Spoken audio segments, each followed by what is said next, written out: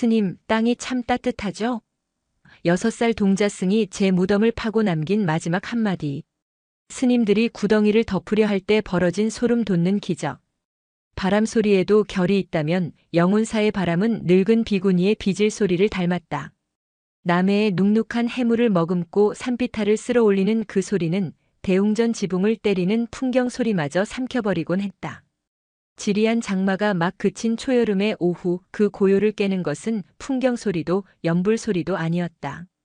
사부작 사부작. 대웅전 앞마당 300년 묵은 보리수 그늘 한편에서 들려오는 소리였다. 또 시작이군 또.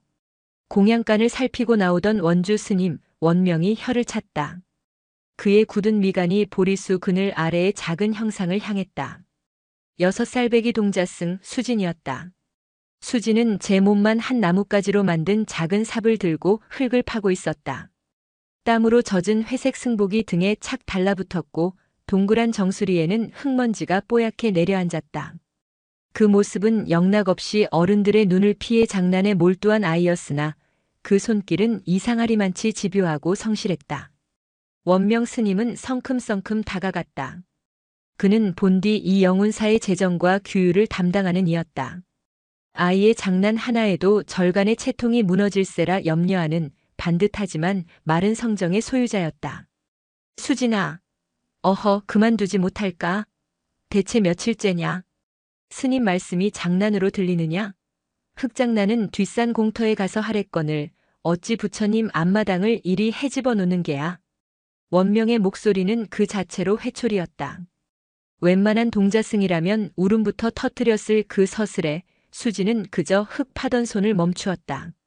천천히 고개를 든 아이의 얼굴은 땀과 흙으로 범벅이 되어 있었지만 그 두 눈만은 기이할 정도로 맑았다. 아이는 해죽 웃었다. 꾸지람을 들은 아이의 멋쩍은 웃음이 아니었다. 스님 여기가 좋은걸요. 뭐가 좋다는 게냐? 보리수 뿌리라도 다치면 어쩔 것이며 신도님들 보시기에 이게 무슨 망측한. 포근해요. 수진이 제법 깊어진 구덩이 안을 손바닥으로 툭툭 두드리며 말했다. 여기는 조용하고 포근해요. 꼭 엄마 품속 같아요. 엄마라는 말에 원명의 목소리가 순간 턱 막혔다. 수지는 갓난아이 때 이 영운사 일주문 앞에 버려진 아이였다.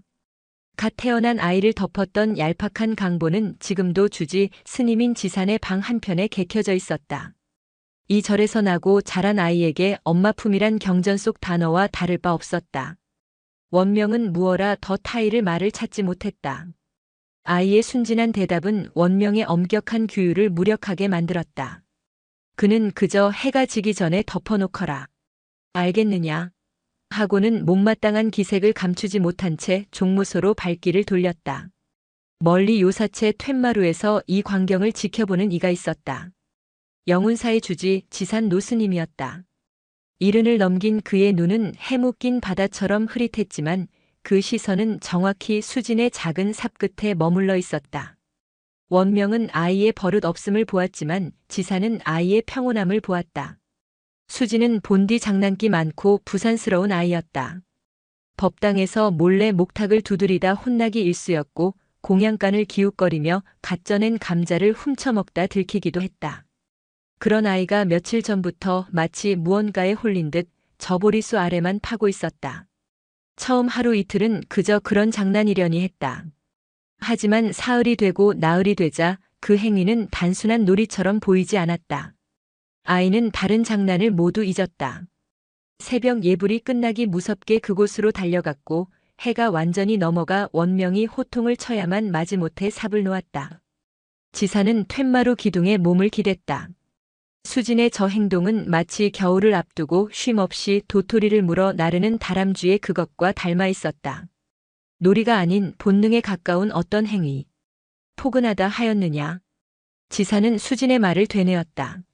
아이가 파고 있는 그 자리는 300년 된 보리수가 가장 깊이 뿌리를 내린 곳이자 영운사에서 가장 양지 바른 터였다.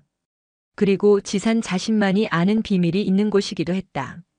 한 시즌쯤 지났을까? 흙 파는 소리가 멎었다. 지산이 다시 마당을 내다보았을 때 수지는 자신이 판 구덩이 안에 웅크리고 앉아 있었다. 제법 넓어진 구덩이는 작은 아이 하나가 몸을 뉘기에 좋겠다. 수지는 그 안에 웅크리고 앉아 가만히 눈을 감고 있었다. 그 표정은 원명이 보았던 장난꾸러기의 얼굴이 아니었다. 10년 묵은 수행을 마친 노승의 얼굴에서나 볼 법한 기묘한 평온함과 안도감이 스쳐 지나갔다. 콜록콜록. 작은 기침 소리가 고요한 마당을 울렸다. 수지는 황급히 입을 막았지만 지산의 귀는 그것을 놓치지 않았다. 아이는 본디 폐가 약했다. 버려졌을 때 얻은 모진 열병의 후유증이었다. 지산의 마음 한구석이 서늘해졌다. 아이는 지금 자신의 무덤을 파고 있는 것일까? 아니, 아닐 것이다. 지산은 고개를 저었다. 아이의 순수한 놀이에 늙은 스님의 망상이 끼어들었을 뿐이다. 그는 애써 불안을 누르며 요사체로 몸을 돌렸다. 하지만 수진이 웅크리고 있던 그 모습, 마치 땅속으로 돌아갈 준비를 하는 듯한 그 기묘한 평화가 늙은 스님의 눈에 모처럼 박혀 떠나지 않았다. 수진의 삽질은 닷새째 이어졌다. 구덩이는 이제 아이의 허리춤까지 차올랐다. 원명 스님의 인내심도 그만큼 깊이 파였다. 주지 스님, 이래도 그냥 두실 겁니까? 결국 원명이 이른 아침부터 지산의 방을 찾았다. 그는 방바닥에 꿇어앉기 무섭게 불만을 토로했다. 어제는 보시하러 온 신도님 한 분이 기겁을 하셨습니다. 절간에서 이게 무슨 짓이냐, 아이가 귀신이라도 들린 게 아니냐고 수군대더군요. 곧 초파일도 다가오는데 마당이 이래서야 체면이 서겠습니까? 당장 아이를 불러다 단단히 회초리를. 원명 스님. 지사는 묵묵히 찻잔을 들다 말고 원명을 불렀다. 그 아이 어제는 무얼 하던가요? 무얼 하긴요. 해가 중천에 뜰 때까지 흙을 파내고는 그 안에 들어가 또 꾸벅꾸벅 졸고 있지 않았겠습니까? 아무리 어려도 승려의 법도가 있는데 저리 풀어두시면. 졸고 있던가요? 아니면. 지사는 찻잔을 내려놓았다. 혹 무언가를 듣고 있던가요? 예. 듣다니요? 흙 파는 소리 말고는 아무것도 없었습니다. 그저 원명은 무언가 생각난 듯 말을 멈췄다. 이상한 짓을 하긴 했습니다. 구덩이 벽에 귀를 바싹 대고는 가만히 있더군요. 그러다가는 혼자 고개를 끄덕이기도 하고 웃기도 했습니다. 마치 흙 속 누군가와 이야기를 나누는 것처럼 말입니다. 지산의 눈썹이 꿈틀했다. 원명은 그저 아이의 기행이라 치부했지만 지산에게는 다르게 들렸다. 그 자리는 영운사의 맥이 흐르는 자리입니다. 맥이라니요? 풍수질이라도 말씀하시는 겁니까? 스님, 저희는 부처님 제자들입니다. 원명은 지산의 말이 못마땅했다. 불도에 정진해야 할 스님이 속세의 직관 같은 소리를 하는 것이 탐탁지 않았다. 부처님도 땅을 밟고 깨달음을 얻으셨지요. 지산은 조용히 답했다. 수진이가 파는 그 자리는 이 절터에서 유일하게 겨울에도 흙이 잘 얼지 않는 곳입니다. 수백 년간 보리수 뿌리가 흙을 보듬고 산의 전기가 모였다 흩어지는 길목이지요. 나는 그 아이가 그저 흙을 파는 것이 아닐지도 모른다는 생각이 듭니다. 그럼 무엇이란 말입니까? 흙으로 불상이라도 빚는다는 말입니까? 원명의 목소리가 조금 높아졌다. 지사는 대답 대신 닷새 전 수진을 처음 발견했을 때를 떠올렸다. 그것은 새벽이었다. 일주문 앞에서 갓난아이의 울음소리가 들렸다. 사하촌의 누군가가 또 업보를 덜고자 아이를 버린 것이라 생각했다. 하지만 그날은 폭우가 쏟아지던 밤이었다. 아이는 이미 비에 흠뻑 젖어 숨이 넘어가기 직전이었다. 아이를 안아들었을 때 지사는 보았다. 아이를 싼 강보에는 이름도 생년월일도 없었다. 그저 손바닥만 한 천 조각의 서툰 바느질로 수진이라는 두 글자만 새겨져 있었다. 참됨을 닦으라. 어미가 아이에게 내린 마지막 법명이었을까? 그날 이후 아이는 지산의 그림자처럼 자라났다. 잔병치레는 많았지만 그 누구보다 맑게 웃었고 그 누구보다 빠르게 경전의 글귀를 익혔다. 특히 아이는 소리에 민감했다. 풍경소리, 새소리, 바람소리, 심지어 댓돌에 떨어지는 낙숫물 소리에도 귀를 기울이곤 했다. 그런 아이가 며칠째 땅에 집착하고 있었다. 땅의 소리를 듣는 것일까? 그때였다. 마당이 다시 소란스러워졌다. 이번에는 수진의 소리가 아니었다. 사촌에서 약초를 캐다 생계를 잇는 박보살이 허둥지둥 뛰어들어오는 소리였다. 주지 스님, 주지 스님, 큰일 났습니다. 박보살은 숨이 턱에 차서 대돌 아래에 주저앉았다. 무슨 일입니까, 보살님? 천천히 숨을 고르시고. 수진이가, 웬 보살님 한 분이랑 구덩이 앞에 앉아 있습니다요. 보살님이라니요? 오늘 절에 오기로 한 신도님은 원명이 되물었다. 아니요, 처음 뵙는 분입니다. 아주 고운 분인데 낯빛이 백지장처럼 하얗습니다. 그런데 그분이 수진이가 파놓은 구덩이를 보면서 울고 있어요. 수진이는 그분 무릎에 머리를 기대고 잠이 들었고요. 지산과 원명은 동시에 방을 뛰쳐나왔다. 마당의 풍경은 기이했다. 닷새간 파헤쳐진 흙더미 옆 그 구덩이 가장자리에 소복처럼 하얀 모시옷을 입은 여인이 앉아 있었다. 박보살의 말처럼 그 여인은 낯선 얼굴이었으나 그 자태가 비범했다. 속세의 여인이라기엔 너무나 맑고 비군이라기엔 머리가 길었다. 여인은 구덩이 안을 가만히 들여다보며 눈물을 뚝뚝 흘리고 있었다. 수지는 흑투성이 승복 그대로 여인의 무릎을 베고 새근새근 잠들어 있었다. 마치 오랫동안 헤어졌던 어미를 만난 아이처럼 그 얼굴에는 완벽한 평화가 깃들어 있었다. 누구신데 감히 절 마당에서. 원명이 나서려던 것을 지산이 손으로 막았다.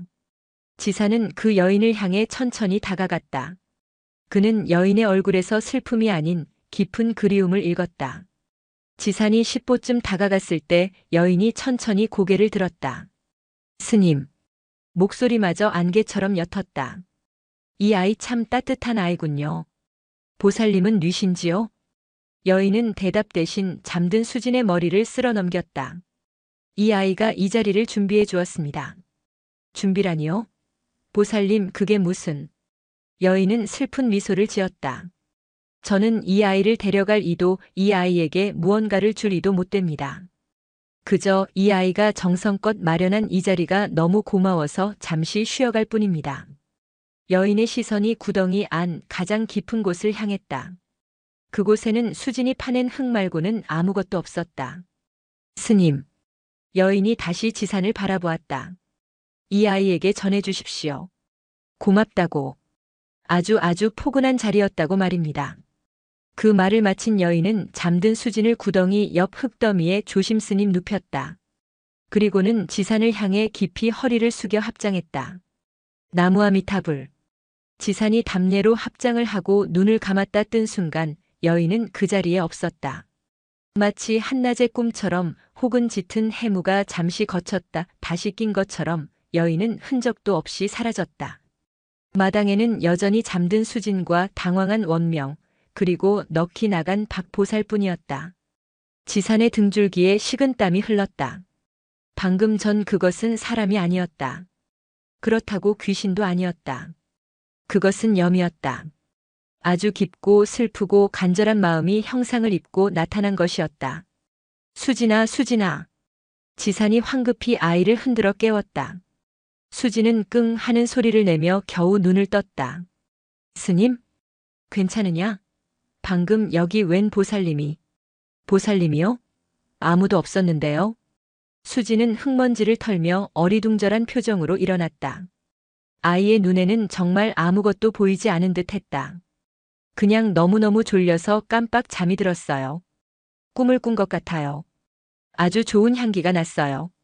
엄마 품에서 나는 것 같은 그런 향기요. 아이는 다시 해죽 웃었다. 그날 오후 지사는 아무에게도 말하지 않고 수진이 파던 구덩이로 향했다. 그는 천천히 구덩이 안으로 들어가 원명이 말했던 것처럼 흙벽에 귀를 대어보았다. 아무 소리도 들리지 않았다. 그저 차갑고 단단한 흙의 감촉뿐이었다. 나는 늙었구나. 지사는 쓴웃음을 지었다. 아이가 듣는 것을 늙은 스님은 듣지 못했다. 아이가 만난 것을 늙은 스님은 보지 못했다. 그는 흙을 한 줌 움켜쥐었다. 닷새간 아이의 작은 손길이 닿은 흙은 이상하게도 푸석하지 않고 뭉클했다. 마치 살아있는 생명의 온기처럼 그 한 줌 흙에는 묘한 무게감이 실려 있었다. 그날 밤 영운사에 비가 내렸다. 장마가 끝난 뒤에 때늦은 비였다. 비는 굵지 않았지만 밤새도록 처마를 적시며 끈질기게 내렸다. 지사는 뜬 눈으로 밤을 새웠다. 낮에 보았던 그 하얀 옷의 여인, 그리고 고맙다는 그 말이 귓가를 떠나지 않았다. 수진이 준비한 자리. 그 자리는 누구를 위한 것이었을까? 새벽녘 비가 멎었다. 빗소리 대신 맑고 청아한 목소리가 지산의 방문을 두드렸다. 큰 스님, 저 수진입니다. 지사는 의아했다. 새벽 예불 시간은 아직 멀었을 뿐더러 수진이 이 시간에 자신을 찾는 일은 없었다. 들어오너라. 문이 열리고 수진이 맑은 얼굴로 들어왔다. 그런데 그 모습이 평소와 달랐다. 흑투성이의 승복이 아니었다. 아이는 가장 깨끗한 새 승복으로 갈아입고 겉에는 얇은 장삼까지 걸치고 있었다. 마치 큰 법회라도 나가는 차림새였다. 아니, 이 새벽에 어인일이냐? 옷은 또. 수지는 지산 앞에 조그맣게 꿇어앉아 삼배를 올렸다. 한 번, 또 한 번, 그리고 마지막 세 번째. 작은 이마가 방바닥에 닿을 때마다 쿵, 쿵 맑은 소리가 났다. 수진아? 지산의 마음에 불길한 예감이 스쳤다. 삼배를 마친 아이가 고개를 들었다. 그 맑은 눈이 지산을 똑바로 바라보았다. 큰 스님. 그래, 말해보거라. 저 이제 가야 해요. 가다니? 어딜 가느냐? 뒷산에 또 도토리 주우러 가려고 그러느냐? 지사는 애써 농담처럼 받아넘기려 했다. 아니요. 아주 먼데 가요. 수지는 웃고 있었다. 어른의 슬픔이나 두려움이 섞이지 않은 그저 떠난다는 사실만을 순수하게 받아들인 아이의 미소였다. 며칠 동안 땅을 파느라 힘들었어요. 그런데 어젯밤에 꿈에 그 하얀 보살님이 또 오셨어요. 지사는 숨을 삼켰다. 보살님이 그러셨어요. 자리가 다 되었으니 이제 쉬어도 된다고요. 함께 가자고요. 수진아. 그건 꿈이다. 어서 방에 가서 더 자거라. 빗소리에 잠을 설친 게로구나. 지산의 목소리가 떨려 나왔다. 꿈이 아니에요. 수지는 단호했다. 제가 파던 그 자리 있잖아요. 보리수나무 아래요. 그래, 그 구덩이. 큰 스님. 제가 왜 거기를 팠는지 아세요? 지사는 대답할 수 없었다. 처음엔 그냥 놀았어요. 그런데 흙을 파다 보니까 자꾸 소리가 들렸어요. 소리? 네. 아주 슬픈 울음소리요. 춥다, 무섭다, 길을 잃었다 그런 소리가 자꾸 들렸어요. 그래서 그 소리가 나는 곳을 자꾸 파다 보니까 소리가 점점 따뜻해졌어요. 어제는 그 소리가 웃었어요. 고맙다, 이제 편히 가겠다고요. 수지는 제 작은 손바닥을 폈다. 저는 그냥 그 소리가 외롭지 않게 따뜻한 방을 만들어주고 싶었어요. 그게 다예요. 6살 아이의 입에서 나온 말이라고는 믿을 수 없는 이야기였다. 지사는 깨달았다. 수지는 자신의 무덤을 판 것이 아니었다. 그는 그 보리수나무 아래 갇혀있던 어느 이름 모를 염을 그 하늘, 닷새간의 순수한 삽질로 구원한 것이었다. 낮에 보았던 그 여인은 바로 그 염의 본신이었으리라. 그런데 큰 스님. 수진의 목소리가 조금 들떴다. 그 보살님이 가시면서 저한테 선물을 주셨어요. 선물? 네. 너도 이제 곧 떠날 터이니 가장 좋은 길로 가라고요. 내가 다시 태어날 자리는 내가 정성껏 마련한 그 자리에서부터 시작될 것이라고 하셨어요. 그제야 지사는 수진의 그 첫마디를 이해했다. 언젠가 다시 태어나면 여기서부터 시작하고 싶어요. 그 말은 자신의 죽음을 예견한 선문답이 아니었다. 그것은 자신이 구원한 영혼에게서 받은 축복이자 약속이었던 것이다. 수진아, 내 이마를 좀 짚어보거라. 지산이 아이를 불렀다. 수진은 다가와서 제 작은 손을 늙은 스님의 이마에 댔다. 아니, 내 이마가 아니라 내 이마를 내 손에 대어보거라. 지사는 제 거칠고 마른 손을 들어 수진의 이마에 댔다. 불덩이였다. 아이는 지금 온몸이 끓어오르는 열에 휩싸여 있었다. 며칠간 눅눅한 땅에서 흙을 파고 밤이슬을 맞으며 기운을 소진한 탓이었다. 하지만 아이의 얼굴은 어떠한 고통도 미열의 흐릿함도 보이지 않았다. 오히려 그 어느 때보다 맑고 총명하게 빛나고 있었다. 열이 이렇게 심한데 어찌 이리 멀쩡히. 하나도 안 아파요, 큰 스님. 수진이 다시 해죽 웃었다. 오히려 몸이 날아갈 것 같아요. 꼭 새가 된 것 같아요. 아이는 그 말을 하며 스르르 지산의 품으로 쓰러졌다. 지산이 황급히 아이를 끌어안았다. 아이의 몸은 솜처럼 가벼웠지만 그 안에서 타오르는 열기는 용광로처럼 뜨거웠다. 원명아, 원명 스님, 어서 의원을. 지산이 목이 터져라 소리쳤다. 하지만 아이는 지산의 옷깃을 꼭 붙잡았다. 괜찮아요, 스님. 수진의 목소리가 솜사탕처럼 흩어지기 시작했다. 저 약 안 먹어도 돼요. 그냥 스님 품이 좋아요. 여기가 제가 팠던 그 구덩이보다 더 포근해요. 아이의 눈이 천천히 감겼다. 스님 흙에서 아주 달콤한 향기가 나요. 제가 다 준비했어요. 이제 다 됐어요. 그것이 마지막 말이었다. 새벽 예불을 알리는 범종 소리가 산을 울리기 시작할 무렵 지산의 품속에서 아이는 마지막 숨을 조용히 내쉬었다. 열에 들떠 상기되었던 그 작은 얼굴에는 마치 깊고 평화로운 잠에 빠진 듯한 미소만이 번져 있었다. 지산은 아이를 안은 채 한참을 움직이지 못했다. 방 안에는 갓 피어난 새벽빛과 늙은 스님의 마른 눈물, 그리고 아이의 마지막 숨결이 남긴 그 알 수 없는 달콤한 흙내음만이 가득 차 있었다. 6해의 짧은 생이 그렇게 고요히 멈추었다. 수진의 숨이 멎었을 때 지산 노스님은 아이를 안은 팔을 풀지 못했다. 밖에서는 새벽 예불을 알리는 도량석 목탁 소리가 젖은 숲을 가르며 퍼져나가기 시작했다. 살아있는 모든 것들이 잠에서 깨어나는 그 시각, 가장 맑은 숨결 하나가 막 땅으로 돌아갔다. 수진아, 수진아. 늙은 스님의 마른 가슴에 묻힌 아이의 얼굴은 놀랍도록 평온했다.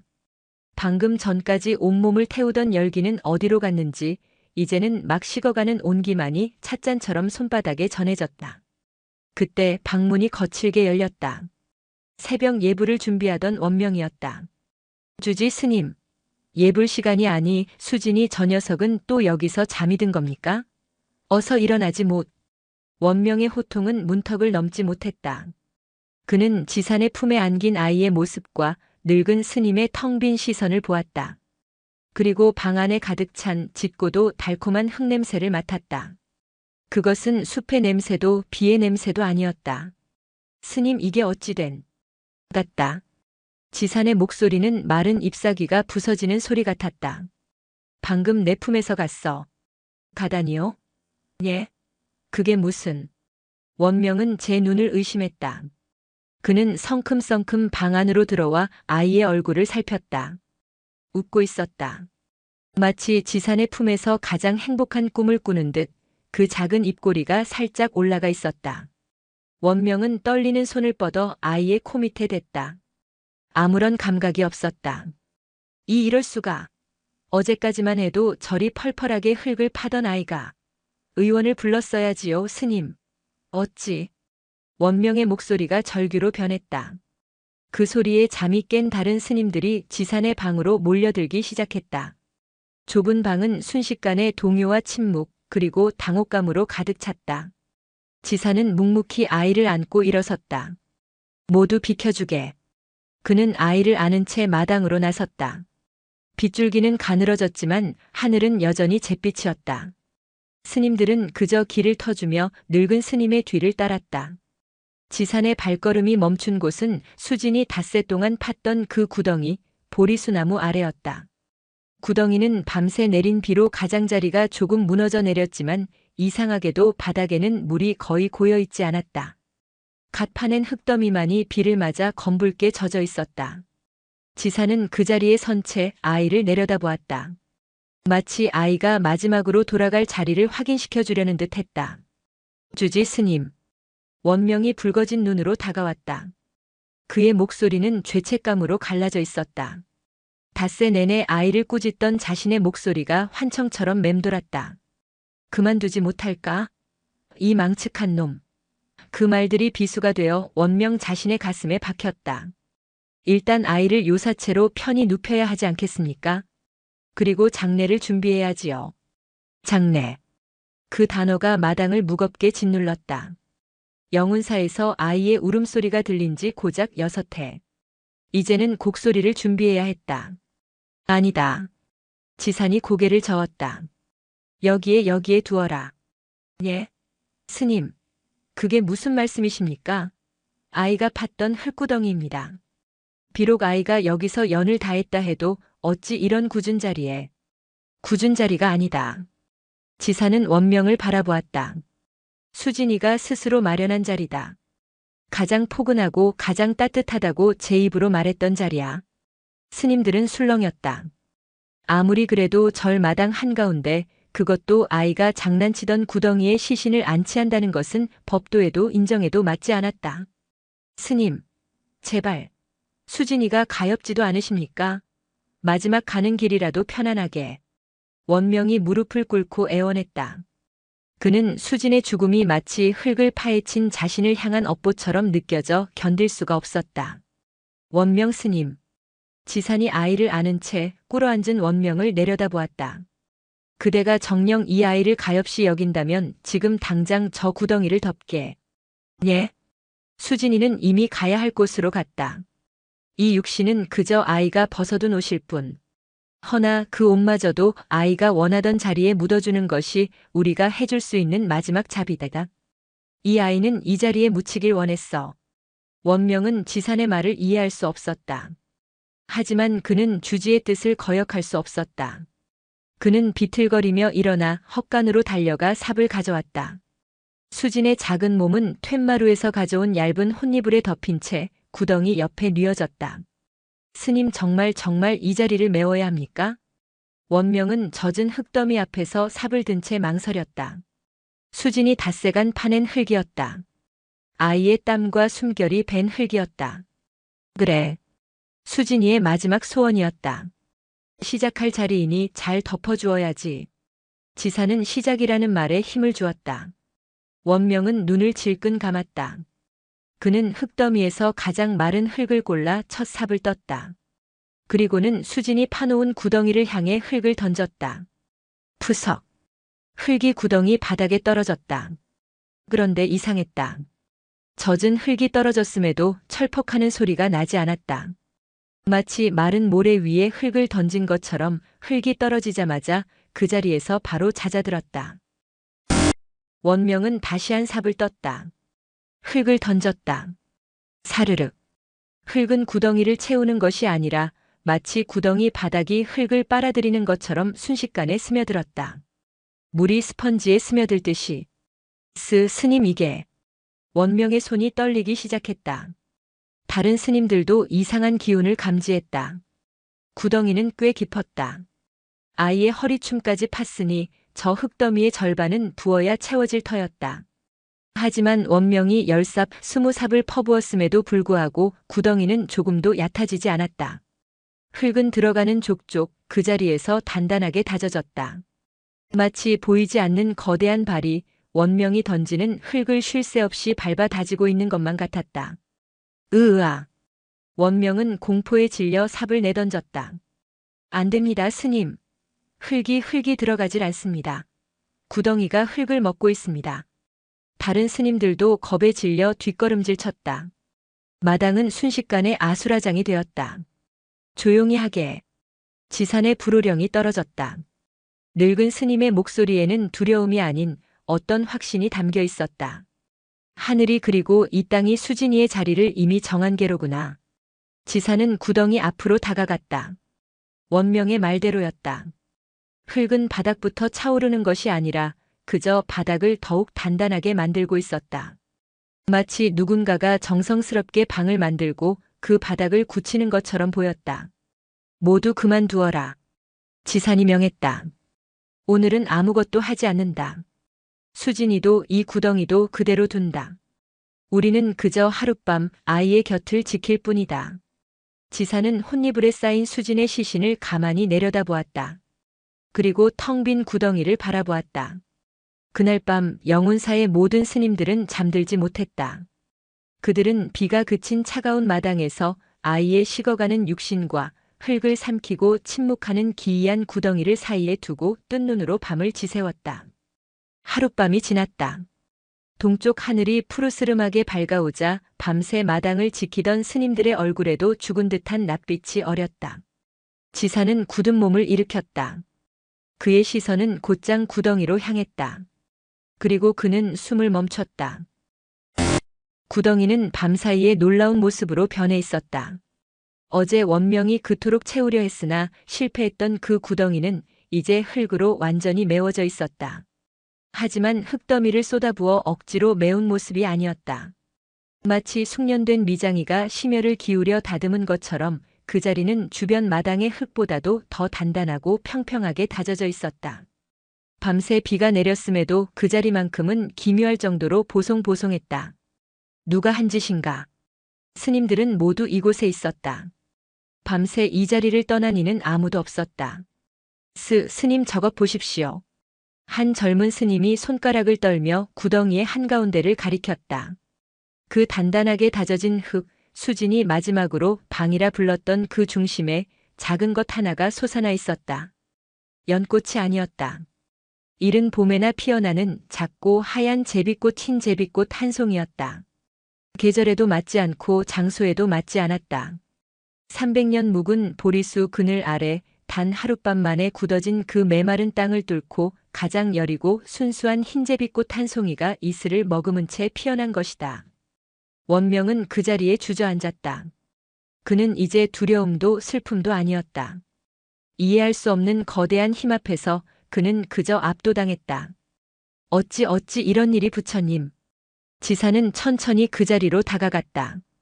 그는 허리를 숙여 단단해진 땅을 손바닥으로 짚었다. 차가워야 할 흙이었다.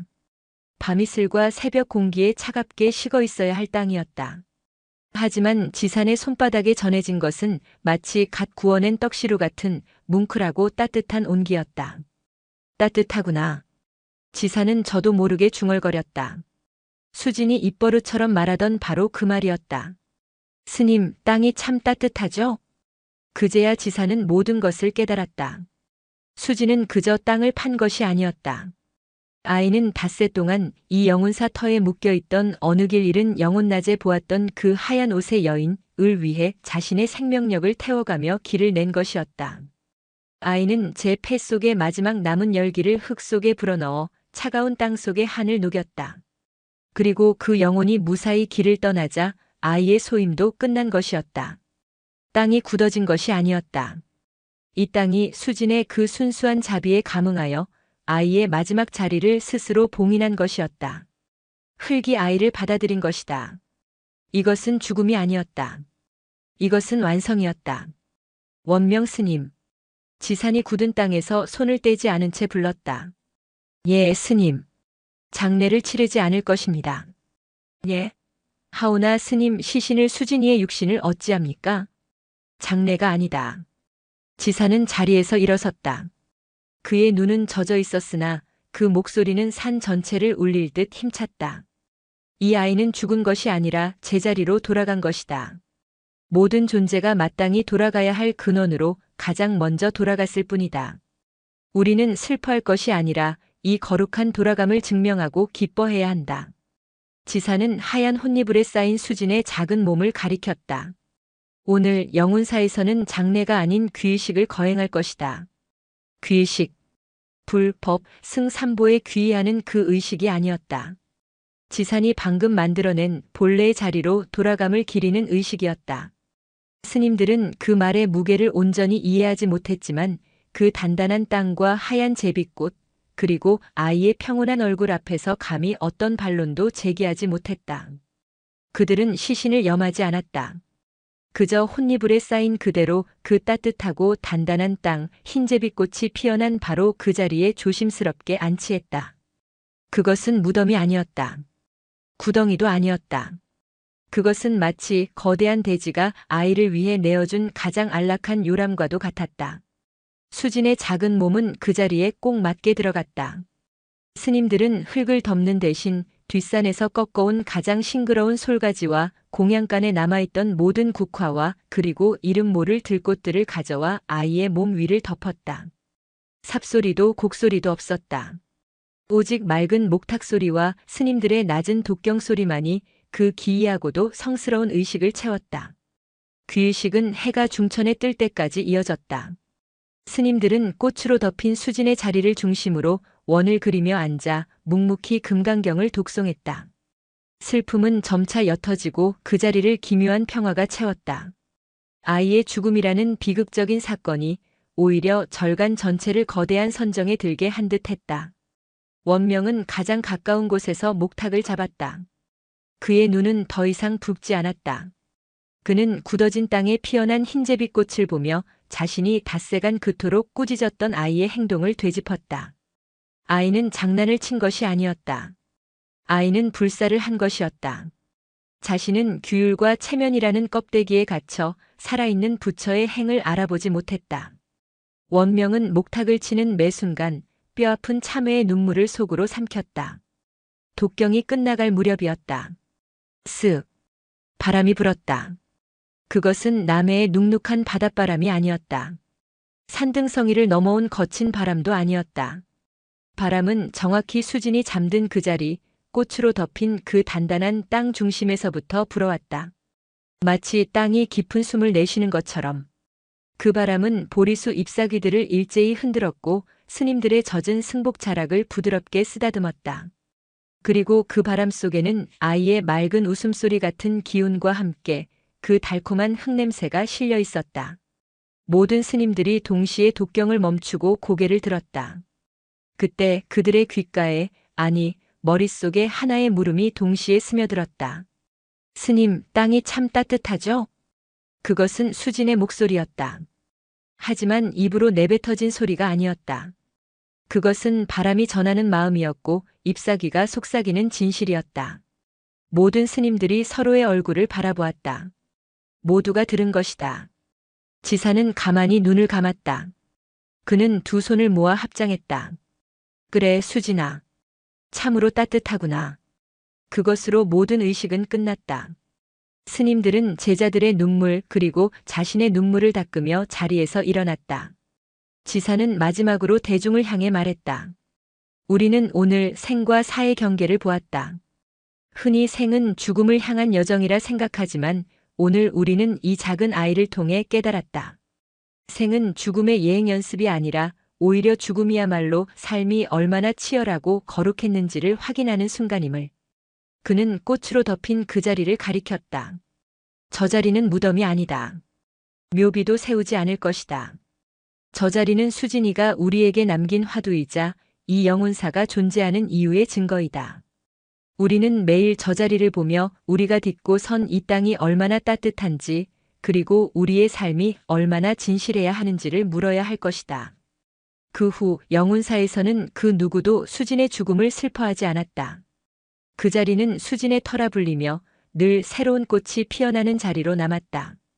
하지만 지산에게는 풀리지 않은 의문이 남았다. 그리고 그것은 이 일의 끝이 아닌 새로운 시작을 알리는 반전의 서막이었다. 그날 밤 지사는 아무도 몰래 자신의 방에서 낡은 목함 하나를 꺼냈다. 그 안에는 영혼사의 역대주지 스님들만이 비밀리에 계승해 온 사찰의 내력이 담긴 영혼사 사적기가 들어있었다. 그는 등불 아래에서 조심스럽게 누렇게 바랜 종이를 넘겼다. 그가 찾던 것은 보리수에 대한 기록이었다. 그리고 그는 얼어붙은 듯 한 구절에서 멈추었다.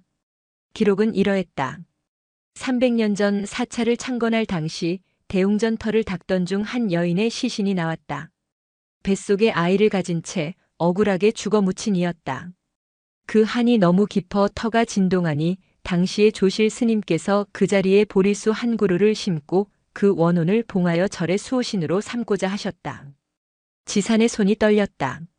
수진이 닷새간 땅을 팠던 그 자리, 양지바른 그 보리수 그늘. 그곳은 영혼사의 맥이 흐르는 자리가 아니었다. 그곳은 300년간 풀리지 못한 어미와 뱃속 아이의 깊은 한이 봉인된 자리였다. 수진이 들었던 그 춥다 무섭다는 울음소리는 바로 그 여인의 것이었다. 그랬구나. 지사는 탄식했다. 수진이, 저 아이는 그저 장난을 친 것이 아니었어. 그 여인은 수진이를 어미로 본 것이 아니라 자신을 구원해줄 부처로 본 것이었다. 아니, 지산의 머릿속에 더 무서운 생각이 스쳤다. 수진이는 어쩌면 그 300년 전 어미의 뱃속에서 빛도 보지 못하고 함께 묻혔던 바로 그 아이였을지도 모른다. 자신이 버려졌던 그 자리일 주문 앞으로 300년의 세월을 돌아 다시 태어나 제 어미의 한을 풀기 위해 6해를 살고 스스로 제 어미의 무덤을 따뜻한 방으로 만든 뒤 함께 떠난 것이다. 그렇다면 수진이 지산의 품에서 마지막으로 맡았다던 그 달콤한 흙냄새와 엄마 품 같은 향기는 지산은 더 이상 생각할 수가 없었다. 아이의 순수한 행위가 300년 묵은 업보의 고리를 끊어낸 것이었다. 생과 사의 경계가 무너지는 순간이었다. 시간은 흐르지 않았다. 영운사의 시간은 그저 수진의 터라 불리게 된 그 자리를 중심으로 천천히 고여갈 뿐이었다. 수진이 돌아간 지 7날이 지났다. 하지만 그 단단한 땅 위에 피어난 흰제비꽃은 갓 핀 그 모습 그대로 이슬을 머금고 있었다. 지는 법을 잊은 듯 했다. 그리고 그 땅은 늦가을을 향해 가는 산사의 서늘한 공기 속에서도 여전히 아이의 체온 같은 뭉클한 온기를 품고 있었다. 절의 일상은 겉으로는 같았다. 새벽을 깨우는 목탁 소리, 대웅전을 채우는 독경 소리, 공양간에서 밥 짓는 냄새. 그러나 모든 스님들은 알고 있었다. 그들의 일상을 지탱하던 무언가가 근본적으로 변했음을. 가장 큰 변화는 원명에게 찾아왔다. 그는 영운사의 규율 그 자체였다. 그의 눈은 늘 어긋난 기왓장이나 흐트러진 승복의 매무새를 향해 있었다. 그의 귀는 법도에 맞지 않는 소리를 가려내는데 예민했다. 닷새간 흙을 파던 수진의 모습이 그의 눈에 가장 거슬렸던 이유도 그 때문이었다. 그러나 이제 원명은 아무것도 바로잡지 않았다. 어린 동자승들이 마당을 뛰어다니다 보리수 그늘 근처로 가도 그는 더 이상 어허 하고 호통치지 않았다. 그저 묵묵히 그 모습을 지켜볼 뿐이었다. 아이들은 수진의 터를 무서워하지 않았다. 오히려 그곳은 아이들의 새로운 놀이터가 되었다. 와, 여기 진짜 따뜻해. 수진이 형아가 우리 추울까봐 불 때워놨나 봐. 아이들은 그 단단한 땅에 볼을 대고 뒹굴었다. 그 모습은 원명의 눈에 더 이상 망측한 짓이 아니었다. 원명의 손에서 회계장부가 멀어졌다. 그는 매일 아침 저녁으로 하던 사찰의 쌀과 시주를 계산하던 일을 멈췄다. 대신 그는 헛간에서 수진이 쓰던 제 몸만 한 작은 나무 삽을 들고 나왔다. 그는 수진의 터 앞에 섰다. 아이가 파다 남긴 흙더미는 여전히 그 자리에 있었다. 그 흙은 이제 비와 이슬을 맞아 검붉게 굳어 있었다. 원명은 삽을 들었다. 그리고 흙을 팠다. 그는 구덩이를 다시 파려는 것이 아니었다. 그는 그저 아이의 행위를 체험하고 싶었다. 수진이 닷새간 느꼈을 그 감각, 그 흙의 무게를 느끼고 싶었다. 사부작. 소리가 달랐다. 수진이 낼 때는 경쾌하고 맑았던 소리가 원명의 손에서는 그저 무겁고 둔탁한 마찰음으로 들렸다. 그는 흙을 한 삽 떠서 아이가 그랬던 것처럼 냄새를 맡아보았다. 지독한 흙 비린내와 썩은 낙엽 냄새뿐. 수진이 맡았다던 그 달콤한 향기는 어디에도 없었다. 원명은 흙을 다시 쏟아냈다. 그는 깨달았다. 자신은 흙을 파는 것이 아니라 흙에 대한 관념을 파고 있을 뿐이었다. 그는 삽을 내려놓고 그 자리에 털썩 주저앉았다. 그리고 수진이 그랬던 것처럼 그 단단하고 따뜻한 땅에 귀를 대어보았다. 아무 소리도 들리지 않았다. 그 흔한 땅벌레 소리 하나 없었다. 그저 자신의 심장이 쿵, 쿵 하고 울리는 소리만이 귓속을 어지럽힐 뿐이었다. 나는 들을 수 없구나. 원명은 처절한 패배감을 느꼈다. 6살 아이가 들었던 그 춥다, 무섭다는 소리를 40평생 경전을 읽고 규율을 지켜온 자신은 들을 수 없었다. 그의 엄격함은 진리를 향한 구도가 아니었다. 그것은 진실을 마주할 용기가 없어 스스로를 가둔 벽이었다. 수지는 그 벽을 작은 삽 하나로 단숨에 허물어 버렸다. 그날 밤 원명은 주지 스님인 지산의 방을 찾았다. 그는 묻지도 않은 참회를 쏟아냈다. 스님, 저는 아무것도 듣지 못하겠습니다. 그의 목소리는 물에 젖어 있었다. 수진이가 저에게 말을 거는 것 같습니다. 스님, 땅이 참 따뜻하죠? 하고 매일 묻는 것 같습니다. 그런데 저는 그저 부끄러울 뿐입니다. 저는 아이의 그 순수한 물음에 답할 자격이 없습니다. 저는 아이를 꾸짖고 그 거룩한 불사를 망측한 짓이라 불렀습니다. 이 죄를 어찌 씻어야 합니까? 지사는 묵묵히 차를 따랐다. 김이 오르는 찻잔을 원명에게 밀어주었다. 원명 스님. 예, 큰 스님. 죄라 하였는가? 그렇다면 묻지. 그대가 지은 죄는 수진이를 꾸짖은 것인가? 그렇지 않습니까? 아니다. 지사는 고개를 저었다. 그대가 지은 죄는 보지 못한 것이 아니라 보려 하지 않은 것이다. 규율이 그대의 눈을 가렸고 체면이 그대의 귀를 막았다. 수진이는 흙을 판 것이 아니라 그대의 그 두꺼운 벽을 뚫으려 했던 게야. 지사는 창밖 달빛을 받아 하얗게 빛나는 흰제비꽃을 바라보았다. 원명 스님. 그대는 여태 법을 지켰다. 허나 수진이는 본을 행했다. 법은 껍데기요, 본은 알맹이다. 그대는 이제 그 빈 삽을 들고 그대의 관념 속에 굳어진 흙을 파내야 한다. 아이가 흙을 팠던 것처럼 그대는 그대의 마음을 파내야 한다. 그것이 수진이가 그대에게 남긴 진짜 숙제다. 원명은 대답 대신 뜨거운 찻잔을 든 채 하염없이 눈물만 흘렸다. 그의 손에 들린 찻잔의 온기가 꼭 수진의 터에서 느껴지던 그 온기 같았다. 초겨울의 문턱, 영운사의 때 아닌 손님이 들었다. 산사의 기이한 이야기는 산을 넘는데 오래 걸리지 않았다. 6살 동자승이 제 무덤을 스스로 파고 돌아갔다. 그 자리에 사시사철 지지 않는 꽃이 피었다. 한겨울에도. 그 땅은 불을 뗀 듯 따뜻하다는 소문은 사하촌을 넘어 인근 고을로, 그리고 마침내 저작거리의 호사가들 입에 오르내렸다. 대부분은 그저 기이한 이야기로 치부했지만 어떤 이들에게는 그 이야기가 절박한 희망으로 들렸다. 그날 오후 고급 승용차 한 대가 영운사 일주문 앞 흙먼지를 일으키며 멈춰섰다. 차에서 내린 이는 50대로 보이는 깔끔한 양복 차림의 사내였다. 그의 얼굴은 지식인의 예민함과 함께 깊은 슬픔에 잠식된 듯 창백했다. 그는 자신을 서울에서 온 대학 교수 김현수라고 밝혔다. 원명이 그를 맞았다. 김 교수는 사찰의 풍경이나 법도에는 전혀 관심이 없는 듯 했다. 주지 스님을 뵙고 싶습니다. 드릴 말씀이 있습니다. 그의 목소리는 정중했지만 무언가를 따져 묻기 직전에 날카로움이 서려 있었다. 지산의 방 마주 앉은 두 사람 사이에는 어색한 침묵이 흘렀다. 먼저 입을 연 것은 김 교수였다. 스님, 불쑥 찾아와 실례인 줄 압니다만 시간이 없습니다.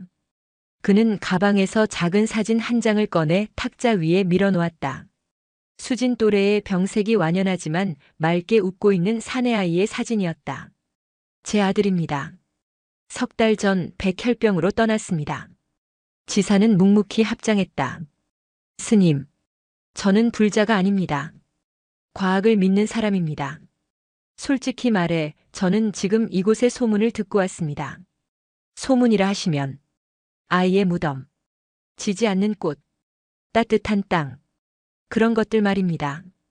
김 교수의 목소리가 떨리기 시작했다. 분노인지 슬픔인지 모를 격정이 묻어났다. 스님, 사람들은 왜 죽은 아이를 가지고 그런 헛된 이야기를 만들어냅니까? 그게 남겨진 부모에게 얼마나 잔인한 희망 고문인지 아십니까? 교수님, 우리는 이야기를 만들지 않았습니다. 그저 일어난 일을 지켜볼 뿐입니다. 일어난 일이라고요? 김 교수는 실소했다. 스님, 땅이 따뜻한 데는 이유가 있습니다. 지열이거나 혹은 유기물이 부패하면서 내는 열이겠지요. 꽃이 지지 않는다면 그것은 이 산의 특이한 생태 환경 때문일 겁니다. 모든 것엔 원인이 있습니다. 그렇지요. 모든 것엔 원인이 있지요. 지산이 조용히 동의했다. 김 교수는 지산의 그 평온한 동의에 오히려 말문이 막혔다. 그는 격앙된 목소리로 본론을 꺼냈다. 제 아내는 그 소문을 듣고 식음을 전폐했습니다. 우리 아이도 저곳에 묻으면 저 아이처럼 다시 돌아올 수 있을지도 모른다고 그런 말을 합니다. 스님, 제 아내를 살려야겠습니다. 저에게 그 기적이라는 것의 실체를 보여주십시오. 제가 직접 보고 그것이 거짓임을 제 아내에게 증명해야겠습니다. 그는 이곳에 기적을 확인하러 온 것이 아니었다. 기적이 없음을 확인하러 온 절박한 사내였다. 지사는 원명을 불렀다. 원명 스님, 교수님을 수진의 터로 안내해드리게. 차가운 겨울바람이 마당을 가로질렀다. 김 교수는 두꺼운 외투깃을 여몄다. 그리고 그는 보리수 그늘 아래의 그 광경을 마주했다. 그의 예상과 달랐다. 무덤처럼 봉긋하게 솟은 곳도 향불 연기가 자욱한 제단도 없었다. 그저 마당의 일부처럼 평평하게 다져진 흙, 그리고 그 한가운데에 마치 어제 꺾어다 꽂은 것처럼 싱싱하게 피어있는 작은 흰제비꽃 한 송이. 김 교수는 홀린 듯 그곳으로 다가갔다. 원명은 그를 막지 않았다. 그는 쪼그리고 앉아 꽃을 관찰했다. 조화가 아니었다. 생화였다. 그는 주머니에서 작은 휴대용 온도계를 꺼냈다. 그리고는 주변의 흙에 꽂아보았다. 섭씨 4도. 그는 다시 흰제비꽃 옆에 단단한 흙에 온도계를 조심스럽게 꽂았다. 액정의 숫자가 천천히 그러나 멈추지 않고 올라갔다. 섭씨 10도, 15도, 18도. 마치 살아있는 사람의 피부 온도처럼 섭씨 20도 근처에서 숫자가 멈췄다. 이럴 수가. 김 교수의 손이 떨렸다. 주변 온도보다 15도 이상 높았다. 이것은 과학으로 설명할 수 있는 지열의 범위가 아니었다. 이것은 현상이었다. 그는 무의식 중에 장갑을 벗었다. 그리고 맨손을 그 단단한 땅 위에 얹었다. 그의 눈이 커졌다. 따뜻했다. 단순한 온기가 아니었다. 그것은 마치 갓난아이의 이마를 짚었을 때처럼 생명 그 자체가 전하는 듯한 부드럽고 뭉클한 온기였다. 김 교수는 그 자리에 얼어붙었다. 그는 평생을 바쳐 쌓아 올린 이성과 합리의 세계가 이 작은 흙더미 앞에서 무너져 내리는 것을 느꼈다. 그의 뺨 위로 그가 석 달 동안 참아왔던 눈물이 얼음장 같던 그 뺨 위로 뜨겁게 흘러내렸다. 김현수 교수는 그날 영운사를 떠나지 못했다. 그는 지산에게 하룻밤 묵어가기를 청했다. 지산은 묵묵히 객방 하나를 내주었다. 밤이 깊었으나 김 교수는 잠들 수 없었다. 낮에 만졌던 그 흙의 온기가 그 부드럽고도 강력했던 생명의 감촉이 손바닥에서 떠나지 않았다. 그것은 자신이 그토록 부정하던 기적이었다. 하지만 그 기적은 죽은 아들을 되살리는 기적이 아니었다. 그것은 얼어붙었던 자신의 마음을 녹이는 기적이었다. 그는 아들이 죽은 뒤 단 한 번도 울지 못했다. 슬픔을 느끼는 순간 자신이 무너져 내릴까봐 두려웠다. 그는 아내를 위로해야 했고 남은 삶을 지탱해야 했다. 그는 슬픔을 이성으로 억눌렀다. 죽음은 그저 생명 현상의 정지일 뿐이라고 스스로에게 수없이 되뇌었다. 그러나 그 따뜻한 흙은 그가 쌓아 올린 모든 방어벽을 단숨에 무너뜨렸다. 그는 객방을 나와 어둠이 내린 마당으로 향했다. 달빛 아래 수진의 터는 고요히 빛나고 있었다. 흰제비꽃은 밤에도 고개를 숙이지 않았다. 그때 그 자리 곁에 누군가 먼저 와 있었다. 원명이었다. 원명은 그 차가운 밤 공기 속에 꼿꼿이 앉아 그저 그 자리를 바라보며 좌선을 하고 있었다. 김 교수는 조용히 그에게 다가갔다. 인기척을 느낀 원명이 천천히 눈을 떴다. 잠이 오지 않으십니까? 원명이 먼저 물었다. 스님. 김 교수의 목소리가 잠겨 있었다. 저 아이는 정말로 자기가 죽을 것을 알았습니까? 원명은 잠시 침묵했다. 알았던 것 같습니다. 어떻게요? 6살짜리가 죽음이 무엇인지나 알았을까요? 교수님. 원명이 그를 바라보았다. 저희는 죽음을 끝이라고 배우지만 수진이는 죽음을 돌아감이라고 알았던 것 같습니다. 저희는 흙을 더럽다고 피했지만 수진이는 흙이 포근하다고 했습니다. 원명은 자신의 이야기를 시작했다. 자신이 얼마나 아이를 꾸짖었는지, 자신이 얼마나 어리석었는지, 그리고 그 아이가 자신에게 어떤 숙제를 남기고 떠났는지. 김 교수는 그 고백을 묵묵히 들었다. 스님의 참회는 곧 자신의 이야기였다. 나도 마찬가지였어. 아들의 고통을 보려 하지 않았어. 그저 병이 낫기만을 바랐지. 아이가 정말로 원했던 것이 무엇인지 한 번도 묻지 않았어. 나는 좋은 아버지가 아니었어. 두 사람 사이 깊은 침묵이 흘렀다. 그때 김 교수가 무언가 결심한 듯 원명이 했던 것과 똑같은 행동을 했다. 그는 외투 자락이 흙에 닿는 것도 아랑곳하지 않고 그 단단한 땅에 무릎을 꿇었다. 그리고는 그 따뜻한 흙 위에 엎드려 제 귀를 바싹 가져다 댔다. 그는 수진이 들었던 것을 듣고 싶었다. 그는 원명이 듣고자 했던 것을 듣고 싶었다. 아무 소리도 들리지 않았다. 그저 자신의 거친 숨소리와 절망으로 울부짖는 심장의 고동 소리뿐이었다. 역시 나 같은 속물에게는. 그가 실망하며 귀를 때려던 바로 그 순간이었다. 괜찮아. 아주 작게, 그러나 너무나도 분명하게. 그것은 아이의 목소리가 아니었다. 흙의 소리도 아니었다. 그것은 그가 지난 석 달간 가장 듣고 싶었던 바로 자기 아들의 목소리였다. 아빠, 나 이제 안 아파. 괜찮아. 환청이었다. 슬픔이 만들어낸 망상일 터였다. 이성이 비명을 질렀다. 하지만 김 교수는 그 환청을 붙잡았다. 그는 다시 흙에 이마를 박고 오열하기 시작했다. 소리 없는 울음이었다. 그의 온몸이 거대한 슬픔에 잠겨 발작하듯 떨렸다. 원명은 그저 다가가 떨고 있는 그의 등을 묵묵히 쓸어주었다. 그날 밤 김 교수는 6살 동자승이 팠던 그 흙구덩이 속에서 300년 묵은 어미의 한이 아니라 석 달 된 제 아들의 마지막 인사를 전해받았다. 수진이 뚫어놓은 그 길은 망자와 산자가 만나는 유일한 통로가 되어 그 자리에 남아있었던 것이다. 김현수 교수는 다음 날 새벽 동이 트기 전에 떠났다. 그의 얼굴은 밤새 울어 퉁퉁 부어 있었지만 영운사에 처음 당도했을 때의 그 맹렬한 슬픔과 분노는 사라지고 모든 것을 체념한 듯한 깊은 평온만이 남아있었다. 그는 지산에게 삼배를 올렸다. 스님, 저는 기적을 확인하러 왔다가 제 자신을 만났습니다. 저는 제 아들을 이곳에 묻지 않을 겁니다. 제 아들은 이미 제 마음속에 묻혔습니다. 그리고 그 자리는 스님들의 이 땅만큼이나 따뜻하다는 것을 어젯밤에야 깨달았습니다. 감사합니다. 정말 감사합니다. 지사는 그저 합장으로 답했다.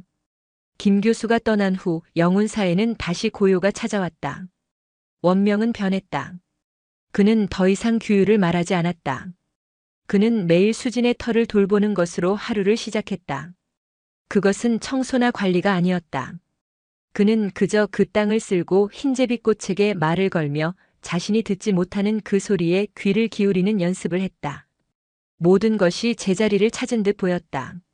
하지만 지산의 마음은 편치 않았다. 그는 김 교수의 방문을 보며 수진이 남긴 것이 비단 깨달음과 치유만이 아닐 수도 있다는 불길한 예감을 느꼈다. 수진의 그 순수한 행위는 300년간 억눌려 있던 거대한 염을 해방시켰다. 뱃속의 아이 수진과 어미의 한을 풀어주고 함께 떠났으니 업보는 소멸된 것이 맞았다. 하지만 지사는 사적기의 마지막 구절이 마음에 걸렸다. 보리수가 그 한을 봉할 것이나 만약 이 봉인이 풀릴 진대 한은 떠나되 땅에 묶인 기는 주인을 잃고 요동칠 것이니 사찰은 새로운 시험을 맞으리라. 주인을 잃은 기. 300년간 한 여인의 억울함을 먹고 자란 그 지기는 이제 그 한이라는 주인이 사라지자 그저 순수하고 강력한 에너지가 되어 그 자리에 남았다. 수진이 뚫어놓은 그 길을 통해 그 에너지는 이제 밖으로 분출되기 시작했다. 김 교수가 제 아들의 목소리를 들은 것도 그 땅이 여전히 따뜻한 것도 모두 그 때문이었다. 그 에너지는 선하지도 악하지도 않았다. 그것은 그저 힘이었다. 그 힘이 김 교수처럼 슬픔에 잠긴 이에게는 치유가 되었지만 만약 다른 마음을 품은 이가 접근한다면 어찌 될 것인가. 지산의 불안은 열흘 뒤 현실이 되었다. 그날은 유난히 바람이 차가운 날이었다. 수진의 털을 살피던 원명이 다급하게 지산을 불렀다. 큰 스님, 이리 와보셔야겠습니다. 지산이 마당으로 나갔을 때 원명은 수진의 터 앞에서 망연자실한 표정으로 서 있었다. 왜 그러는가? 꽃이. 지산의 시선이 그곳으로 향했다. 기적처럼 피어있던 그 순백의 흰제비꽃. 그 꽃이 밤사이에 시들어 까맣게 타들어가 있었다. 그뿐만이 아니었다. 꽃이 시든 그 바로 옆 단단하게 굳었던 그 땅을 뚫고 새로운 움이 돋아나 있었다. 그것은 꽃이 아니었다. 검고 비틀렸으며 날카로운 가시를 촘촘히 세운 칡넝쿨의 새순 같은 것이었다. 그 새순은 마치 300년의 세월을 하루 만에 자라나려는 듯 하룻밤 사이에 이미 한 뼘이나 자라나 있었다.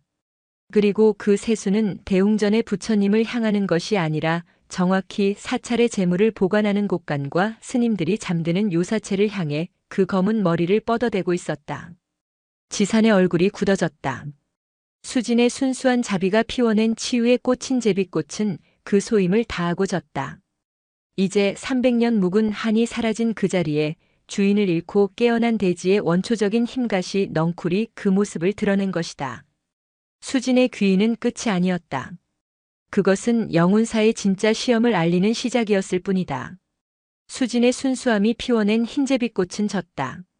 그 자리를 대신한 것은 생의 원초적인 탐욕을 닮은 검고 날카로운 갓이 넝쿨이었다. 그것은 자라난다고 표현할 수 없었다. 마치 땅 밑에 웅크리고 있던 거대한 짐승이 300년의 잠에서 깨어나 제 검은 팔다리를 뻗어내는 것만 같았다. 하룻밤 만에 한 뼘, 이틀 만에 세 뼘, 사흘째 되는 날에는 이미 어른의 길을 훌쩍 넘어섰다. 가장 먼저 반응한 것은 원명이었다. 그에게 수진의 터는 참회의 공간이자 그가 뒤늦게 깨달은 진리의 현장이었다. 그런데 감히 그 거룩한 자리에 저런 흉물스러운 것이 도단하다니. 이런 발칙한 것을. 원명은 며칠 전에 그 연약한 모습은 온데간데 없었다. 그는 다시 규율승의 매서운 얼굴로 돌아갔다. 그는 헛간에서 가장 날이 잘 선 낫을 들고 왔다. 내 놈이 감히 수진이의 자리를 더럽히다니. 이놈. 그는 맹렬한 기세로 낫을 휘둘렀다. 서걱 하는 소리와 함께 굵어진 넝쿨의 줄기가 잘려나갔다. 검붉은 즈백이 튀었다. 원명은 숨을 헐떡이며 잘린 넝쿨을 발로 지시겼다. 그것이 실수였다. 다음 날 새벽 원명은 제 눈을 의심했다. 어제 그가 잘라낸 그루터기에서 넝쿨은 하나가 아닌 세 가닥으로 다시 돋아나 있었다. 그것도 전보다 훨씬 더 굵고 훨씬 더 빠르게요. 검은 가시들은 쇠붙이처럼 번득였다. 이럴 수가. 원명은 낫을 버리고 삽을 가져왔다. 그는 결심했다. 이 흉물의 뿌리를 뽑아내야 한다고. 그는 굳어진 땅, 바로 그 수진의 터옆을 파기 시작했다. 수진이 흙을 팠던 바로 그 삽이었다. 사부작. 하지만 흙은 파이지 않았다. 수진이 팠을 때는 포근한 흙이었지만 원명이 파헤치려 하자 그 땅은 거대한 바위처럼 단단하게 굳어 있었다. 삼날은 튕겨나오기 일쑤였고 쇠와 돌이 부딪히는 불길한 소리만 마당을 울렸다. 파져라. 이놈. 원명은 이성을 잃고 삽을 내리찍었다. 그러나 그는 흙을 파는 것이 아니었다. 그는 자신의 조급함과 분노를 내리찍고 있을 뿐이었다. 그때 늙은 스님의 그림자가 그의 등 뒤를 덮었다. 그만하게 원명 스님. 지산의 목소리였다. 큰 스님, 저것을 보십시오. 저 흉물이 수진이의 자리를. 그만하라 했다. 지산의 목소리는 얼음장 같았다. 원명은 그제야 삽을 멈췄다. 그의 온몸은 땀으로 젖어 있었다. 지산은 땀에 젖은 원명과 그보다 더 맹렬하게 자라난 세 가닥의 넝쿨, 그리고 원명이 헛되이 긁어댄 단단한 땅을 번갈아 보았다. 원명 스님. 예, 큰 스님. 그대는 지금 칼로 그림자를 배려하고 있네. 예? 저것은 넝쿨이 아닐세. 저것은 기다. 형상을 입은 힘일 뿐이야.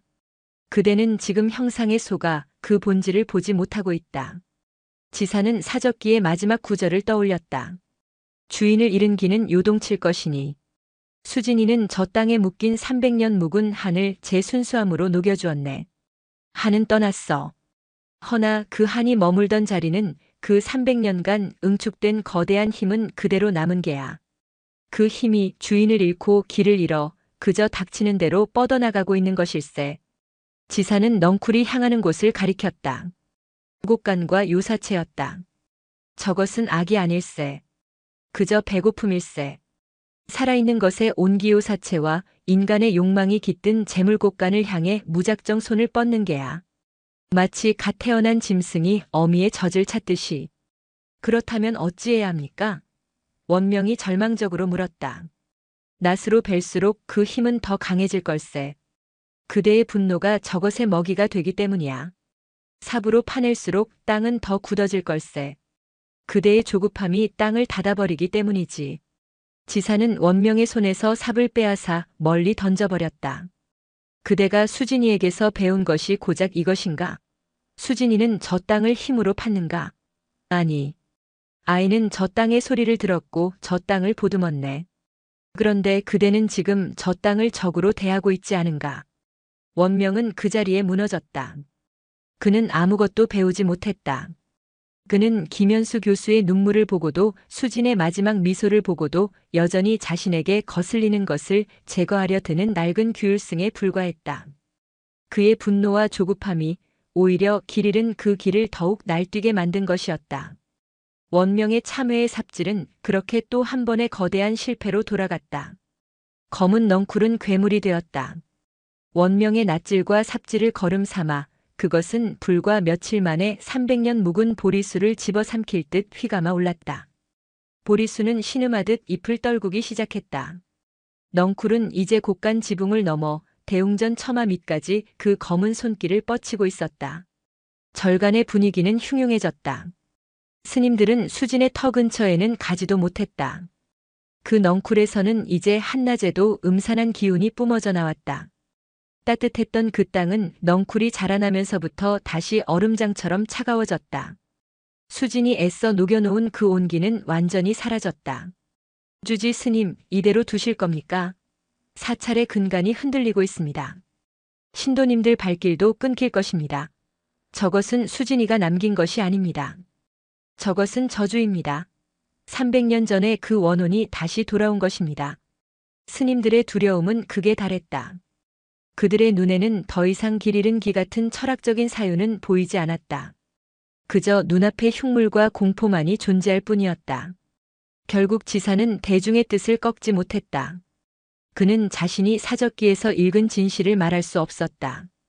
그것은 감당할 수 없는 혼란을 불러올 터였다. 법회를 열겠네.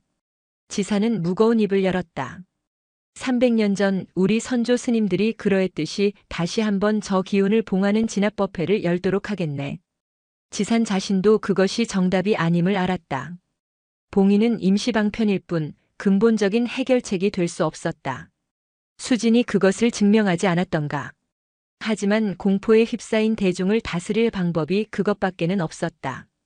다음 날 영운사의 모든 스님들이 마당에 모였다.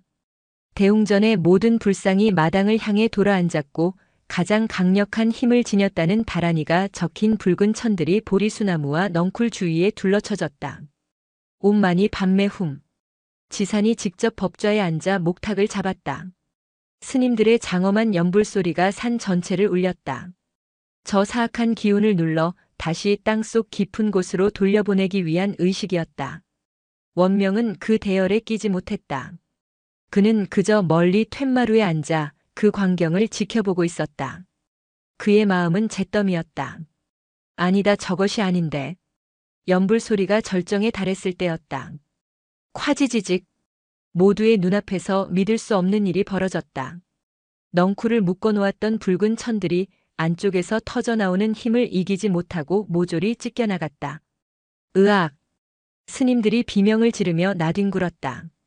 검은 넝쿨은 스님들의 연불 소리를 비웃기라도 하듯 그 붉은 천 조각들을 휘감은 채 하늘로 솟구쳤다. 그것은 연불의 힘에 억눌린 것이 아니라 오히려 그 강력한 집중과 두려움의 에너지를 통째로 빨아들여 더욱 거대하게 몸집을 불린 것이었다. 쿠르르릉. 땅이 울렸다. 대웅전 기와가 몇 장 쏟아져 내렸다. 법회는 완벽한 실패였다. 아니, 재앙을 초래했다.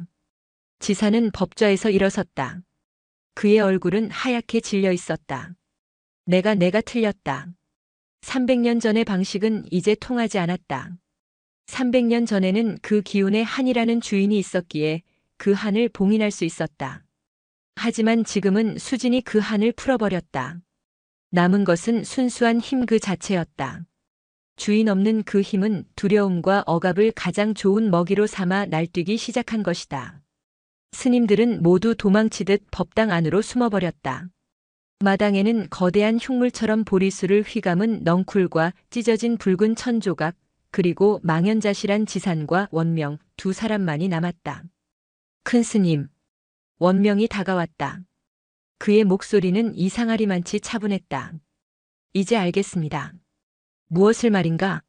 수진이가 왜 그 구덩이에서 포근함을 느꼈는지, 그리고 제가 왜 흙비린내밖에 맡지 못했는지를요. 원명은 툇마루 구석에 세워두었던 수진의 작은 나무 삽을 들고 왔다. 스님, 저는 저 넝쿨을 베지도 묻지도 않겠습니다.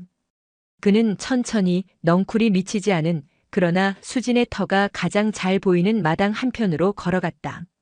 그 아이가 그랬던 것처럼 저도 그냥 제 자리를 파겠습니다. 원명 스님? 원명은 그 자리에 꿇어앉았다. 그리고 그 작은 삽으로 마당의 흙을 파기 시작했다. 그것은 넝쿨의 뿌리를 캐내기 위함이 아니었다. 그것은 수진을 흉내내는 어설픈 모방도 아니었다. 그는 자신의 어리석음과 두려움과 조급함을 묻어버릴, 오직 자신만을 위한 자리를 파기 시작한 것이다. 사부작 사부작. 수진이 냈던 그 맑은 소리가 원명의 손에서 처음으로 울려 퍼졌다. 원명은 땅을 팠다. 그의 삽질은 맹렬하지도 조급하지도 않았다. 그는 수진이 닷새간 그랬던 것처럼 그저 묵묵히 한 삽 한 삽 흙을 퍼올렸다. 그가 파는 자리는 검은 넝쿨의 뿌리가 아니었다. 그는 거대한 흉물을 정면으로 마주 볼 수 있는 보리수나무 앞 10걸음 거리의 자리를 잡았다. 다른 스님들은 그를 미쳤다고 수군거렸다. 원주 스님이 법회에 충격을 받아 실성하셨다. 저러다 넝쿨에 잡혀가면 어쩌려고. 하지만 원명은 아무것도 듣지 못했다. 그는 오직 자신의 삽끝에만 집중했다.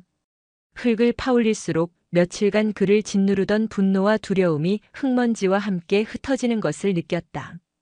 그는 깨달았다. 수진이가 포근하다고 했던 것은 흙의 온도가 아니었다. 그것은 자신의 모든 것을 쏟아부어 무언가를 행하는 그 몰입의 감각이었음을. 반나절 만에 그는 정확히 좌복 하나가 들어갈 만한 한 뼘 깊이의 작은 구덩이를 완성했다. 그는 흙을 파는 것을 멈췄다. 그리고 자신이 판 그 한 뼘의 구덩이 속에 자신의 좌복을 놓고 가부좌를 틀고 앉았다. 그의 시선은 괴물처럼 자라난 검은 넝쿨의 가장 중심부를 향했다. 그는 낫을 들지 않았다. 경전을 펼치지도 않았다. 그는 그저 앉았다. 진압 법회가 두려움으로 저항하는 방식이었다면 원명의 좌선은 그 존재를 있는 그대로 받아들이는 방식이었다. 내가 주인을 잃은 기라면, 내가 길을 잃은 힘이라면 내가 너의 주인이 되어주마. 내가 너의 길이 되어주마. 그것은 자만심이 아니었다. 아니, 주인도 길도 아니다. 나는 그저 거울이 될 뿐이다. 내가 날뛰는 힘이라면 나는 고요한 물이 되어 너를 비출 뿐이다. 내가 배고픔에 울부짖는다면 나는 그저 텅 빈 그릇이 되어 너의 소리를 담을 뿐이다. 원명은 눈을 감았다. 그의 좌선은 하루, 이틀, 사흘을 이어갔다. 해가 뜨면 앉았고 달이 뜨면 그 자리에서 잠시 눈을 붙였다가 다시 앉았다. 공양주 스님이 가져다주는 멀건 죽 한 그릇으로 끼니를 이었다. 스님들은 처음에는 그를 비웃었으나 사흘이 지나자 경외하기 시작했다. 그리고 변화는 넝쿨에서 먼저 시작되었다. 사흘째 되는 날 아침 스님들은 놀라운 광경을 목격했다. 맹렬하게 대웅전과 곡간을 향하던 넝쿨의 성장이 멈춰 있었다. 아니, 멈춘 것이 아니었다. 가장 맹렬하게 자라나던 그 끝순의 방향이 틀어져 있었다. 그것은 더 이상 요사체와 곡간을 향하지 않았다. 그 검은 넝쿨의 머리는 정확히 자신을 향해 좌선하고 있는 원명을 향해 고개를 돌리고 있었다. 마치 거대한 뱀이 피리를 부는 사내를 노려보듯 넝쿨은 원명을 시험하기 시작했다.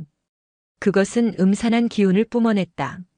원명의 귓가에 300년 전 그 여인의 울부짖음과 수진의 마지막 기침 소리와 스님들의 비명 소리를 환청으로 속삭였다. 원명의 이마에 식은땀이 흘렀다. 그러나 그는 움직이지 않았다. 그는 그저 그 소리들을 들여다볼 뿐이었다. 그것이 자신의 두려움이 만들어낸 허상임을 꿰뚫어 보았다. 환청이 통하지 않자 넝쿨은 방향을 바꾸었다. 그것은 가장 달콤한 향기를 피워 올렸다. 지산이 맡았던 그 달콤한 흙냄새였다. 원명이 그토록 맡고 싶어 했던 그 향기였다. 깨달음의 향기, 성불의 유혹이었다. 원명의 입꼬리가 잠시 흔들렸다. 그러나 그는 이내 고개를 저었다. 이 또한 헛된 것이다. 향기에 취하는 순간 나는 너에게 먹히리라. 원명은 다시 깊은 호흡으로 돌아갔다. 분노에도 두려움에도 유혹에도 흔들리지 않자 넝쿨은 최후의 수단을 썼다. 그것은 가장 날카로운 가시가 박힌 줄기 하나를 천천히 뻗어 원명의 무릎 위로 떨어뜨렸다. 가시가 승복을 뚫고 살을 파고들었다. 피가 배어나왔다. 지켜보던 스님들이 비명을 질렀다. 지산이 자리에서 벌떡 일어섰다. 그러나 원명은 눈을 뜨지 않았다. 그의 미간이 고통으로 살짝 찌푸려졌을 뿐 그는 가부좌를 풀지 않았다. 그는 고통마저도 그저 바라보았다. 그 순간 기적이 일어났다. 원명의 무릎에서 피가 흘렀다. 검은 넝쿨은 마치 살아있는 짐승처럼 그의 피냄새를 맡고 더욱 거세게 그를 올가매려 했다. 가시 박힌 줄기가 그의 어깨와 등을 향해 뻗어왔다. 지사는 소리쳤다. 원명, 피하게. 그때였다. 원명이 마침내 눈을 떴다. 그의 눈은 분노나 고통 혹은 두려움에 차있지 않았다. 그의 눈은 울고 있었다. 그는 자신을 찌르는 그 검은 넝쿨을 마치 어미를 잃고 울부짖는 아이를 바라보듯 깊은 연민의 눈으로 바라보고 있었다. 가여운 것. 원명의 마른 입술에서 나온 첫마디였다. 내가 300년을 그리 울었구나. 내가 그리도 배가 고팠구나. 내가 그리도 따뜻함에 목말랐구나. 그는 자신을 찌르는 그 넝쿨의 줄기를 피가 흐르는 제 손으로 가만히 쓸어 만졌다. 이제 괜찮다. 내가 내 곁에 있어 주마. 나를 먹어라. 나의 이 보잘것없는 육신이라도 먹고 너의 그 긴 허기를 달래라. 나를 밟고 나를 감고 어디든 내가 가고픈 곳으로 가거라. 그것은 포기가 아니었다. 그것은 완전한 수용이자 자비의 발현이었다. 원명은 규율승의 껍데기를 완전히 벗어던지고 흙을 팠던 수진의 마음으로, 아니, 그보다 더 깊은 제 몸을 내어주는 보살의 마음으로 돌아갔다. 원명이 넝쿨을 쓰다듬는 그 순간 넝쿨의 모든 움직임이 일제히 멎었다. 마치 거대한 폭풍의 눈에 들어선 듯 영혼사의 마당은 절대적인 정적에 휩싸였다. 검은 넝쿨은 더 이상 원명을 찌르지 않았다. 그것은 마치 어미의 손길을 처음 느낀 갓난아이처럼 원명의 손길 아래서 그 검은 가시들을 천천히 안으로 거두어들이기 시작했다. 아! 스님들의 입에서 탄성이 터져나왔다. 넝쿨을 뒤덮고 있던 그 흉흉한 검은 빛이 옅어지기 시작했다. 쇠붙이 같던 줄기는 마치 마른 나무 껍질처럼 푸석하게 변해갔다. 그리고 넝쿨은 원명을 휘감는 대신 그 방향을 다시 틀었다. 그것은 더 이상 곡간이나 요사체를 향하지 않았다. 그것은 원명의 좌선을 받침대 삼아 그를 비켜 그가 그토록 지키려 했던 300년 묵은 보리수를 향해 다시 기어오르기 시작했다. 하지만 이번에는 달랐다. 그것은 보리수를 휘감아 죽이려는 것이 아니었다. 그것은 보리수나무의 거대한 줄기를 의지하여 마치 담쟁이 넝쿨이 벽을 타듯 질서정연하게 하늘을 향해 빛을 향해 뻗어 올라갔다. 쿠르르릉. 땅이 다시 한번 울렸다. 하지만 이번에는 공포의 진동이 아니었다.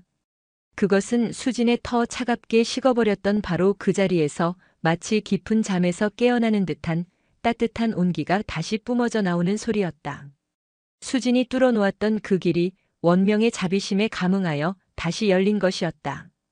주인을 잃고 날뛰던 거대한 기는 마침내 원명이라는 거울을 통해 제 모습을 보았고 그의 자비를 걸음 삼아 가장 순수하고 질서정연한 생명력으로 변모한 것이다.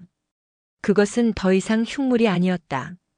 그것은 보리수와 하나가 되어 서로를 의지하며 하늘로 뻗어오르는 영혼사의 새로운 수호목이 되었다. 원명은 그제야 피범벅이 된 무릎을 안고 아이처럼 엉엉 울었다. 지사는 그 모습을 바라보며 조용히 합장했다. 수진이 시작한 불사를 마침내 원명이 완성한 순간이었다. 그로부터 10년이라는 세월이 흘렀다. 영혼사의 풍경은 많이 변했다.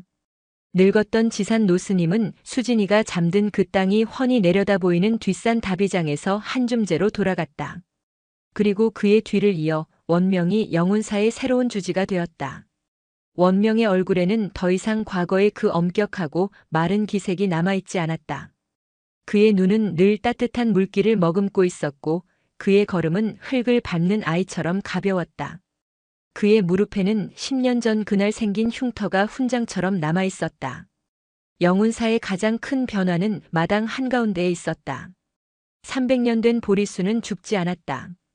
오히려 그 검은 넝쿨과 하나가 되어 그 어느 때보다 무성한 잎을 피워냈다. 넝쿨은 더 이상 검은 빛이 아니었다. 그것은 보리수나무와 같은 깊은 갈색빛을 띠었고 날카롭던 가시들은 모두 퇴화하여 뭉툭해졌다. 사람들은 그것을 용넝쿨이라 불렀다. 그것은 보리수를 휘감아 하늘로 솟구치는 용의 형상을 하고 있었다. 그리고 그 중심 수진의 터는 여전히 그 자리에 있었다. 그 땅은 10년이 지난 지금도 한겨울의 폭설 속에서도 김이 모락모락 날 정도로 따뜻했다. 이제 그곳은 묘비도 봉분도 없이 그저 영운사를 찾는 모든 이들이 잠시 걸음을 멈추고 손을 짚어보는 쉬어가는 자리가 되었다.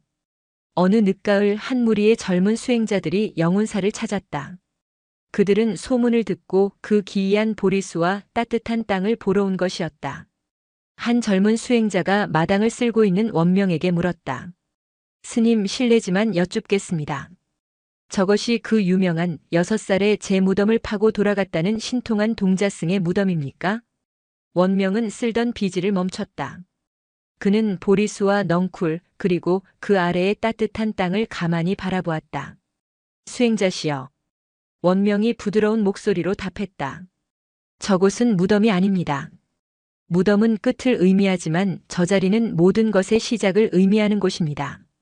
시작이라 하시면? 원명은 미소를 지었다. 한 작은 아이가 있었지요. 그 아이는 이 땅에 묶여있던 300년의 슬픔을 보았습니다. 아이는 그 슬픔을 없애려 하지 않고 그저 따뜻한 방을 만들어 주었지요. 그것은 정화였습니다. 그는 하늘로 뻗은 넝쿨을 가리켰다.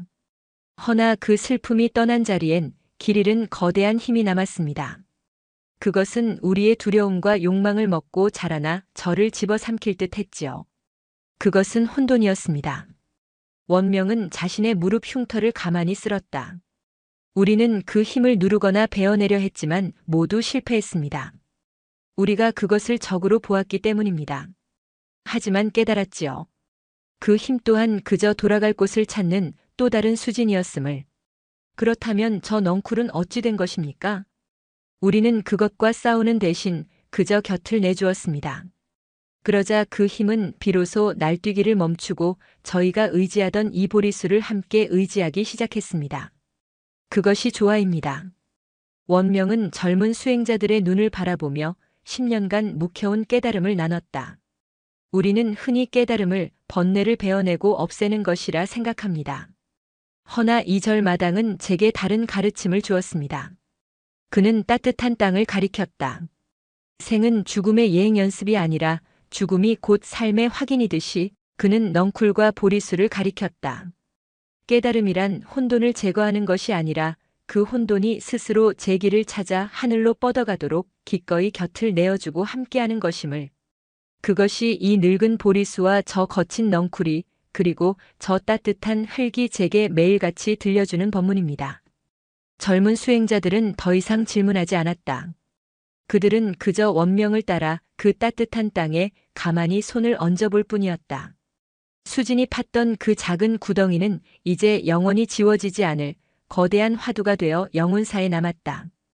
묘비도 없이 그저 늘 새 꽃끝대의 흰제비꽃은 아니었지만 사시사철 이름 모를 들꽃이 피고 지는 살아있는 자리로. 영상이 마음에 드셨다면 구독과 좋아요, 댓글 부탁드립니다.